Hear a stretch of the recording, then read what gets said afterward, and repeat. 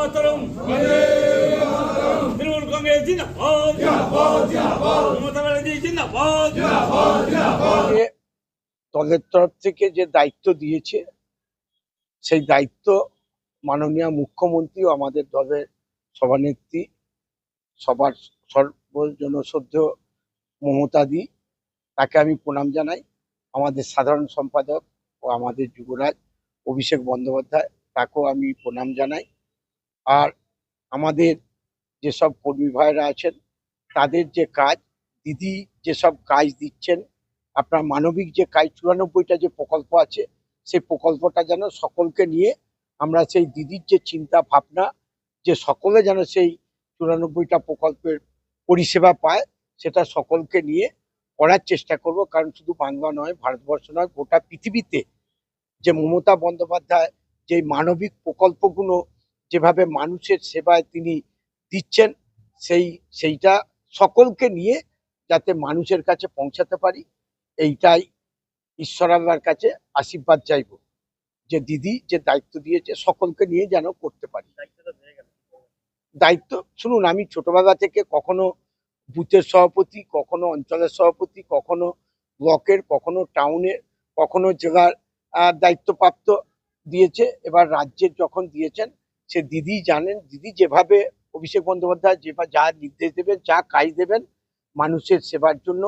যেমন আপনারা দেখেছেন যে দিদি যেমন আমাদের নেতা অভিষেক বন্দ্যোপাধ্যায়কে যখন 100 দিনের টাকা দেয়নি, দিল্লিতে যেয়ে অভিষেক বন্দ্যোপাধ্যায় আমাদের সকলকে নিয়ে যেভাবে সেই কেন্দ্রীয় সরকারের বিরুদ্ধে জহাদ করেছিল, টাকা দেয়নি, কিন্তু দিদি সেই আপনারা জানেন যে 100 দিনের কাজের টাকা দিয়ে দিয়েছে, যে বাড়ির টাকাও দিদি দিয়ে দিয়েছে। তাই দিদির সাথে থেকে, দিদির পাশে থেকে যাতে মানুষের সেবা করতে পারি, এইটাই ঈশ্বর আল্লাহর কাছে আশীর্বাদ চাইবো, আর দিদির কাছেও আশীর্বাদ চাইবো। আপনারা জানেন যে দিদি আরেকটা আমাদের কর্মসূচি দিয়েছে, যে ভারতীয় জওয়ানরা যেভাবে পাকিস্তানের বিরুদ্ধে লড়ছে, সেই জন্যই জাতীয় পতাকা নিয়ে দিদি যে নির্দেশ দিয়েছে, আমরা সকলে মিলে, আমরা রবিবার 17 তারিখ 18 তারিখ দিয়েছে, আমরা সকলে মিলে সেই সেনাবাহিনীকে আমরা শ্রদ্ধা জানাবো, তাদের প্রণাম জানাবো। সেই দিদি যা যা নির্দেশ দিয়েছে, আমরা সকলে মিলে সেই নির্দেশ সেনাবাহিনীকে শ্রদ্ধা জানাতে আমরা সকলে রাস্তায় নামবো।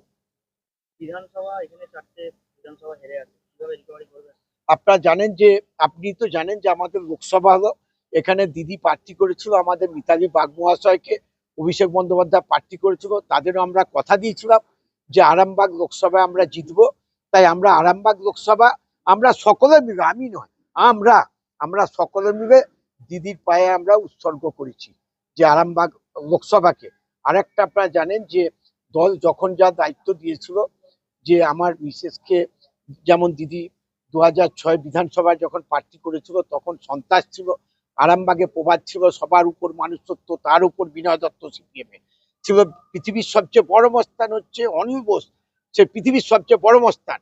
আপনার সায়েন্সে বাচ্চা ছিল মোজাম্মেল, আরামবাগের প্রিন্স ছিল আপনার গোপাল কর, তাকেও আমরা কিন্তু দেখুন, আমরা যতদিন দিদি দায়িত্ব দিয়েছিল 19 পর্যন্ত, আমরা আরামবাগ লোকসভাকে কিন্তু আমরা জিতিয়েছিলাম। কিন্তু আমাদেরই জেলা চুজরো কিন্তু আমরা হেরেছিলাম। তখন আরামবাগ আবার দিদি এবারে দায়িত্ব দিয়েছিলেন, আমরা সকলে মিলে আরামবাগ লোকসভাকে আমরা উদ্ধার করেছি। উদ্ধার মানে আমরা, আমাদের ছিল, আবার আছে। আর 4টে বিধানসভার কথা বলছে, শুধু 4টে নয়, আমাদের অভিষেক বন্দ্যোপাধ্যায় টার্গেট দিয়েছেন যে 214টা আমাদের সিট ছিল, আমাদের 215টা করতে হবে। আমরা সকলে মিলে কর্মীরা, আমরা 215 নয়, আমরা 235টা সিট আমরা তৃণমূল কংগ্রেসকে আমরা উপহার দেবো। এই হচ্ছে আমাদের শপথ। এতজন এসছে যে দলের যাতে আরো সুন্দরভাবে আমরা সকলে মিলে কাজ করতে পারি, তাই সকলে মিলে আশীর্বাদ করতে এসছেন, আমার বাড়িতে পায়ের ধুলো দিয়েছেন।